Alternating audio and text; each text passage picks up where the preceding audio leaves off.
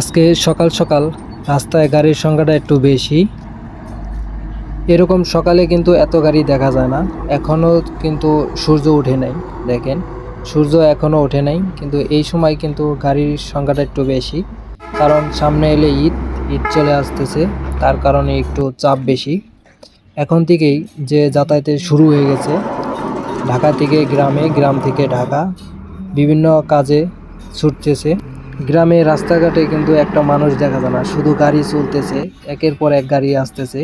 দেখেন, রাস্তা কিন্তু একদম ফাঁকা, কোনো একটা মানুষও নাই এরকম, কিন্তু গাড়ির সংখ্যাটা একটু বেশি।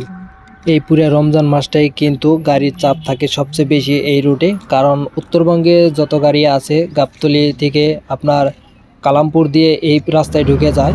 এই দিক থেকে আপনার কালামপুর এবং পাকুটিয়া হয়ে লাউহাটি দিয়ে আপনি ডিরেক্ট টাঙ্গাইল চলে যায়।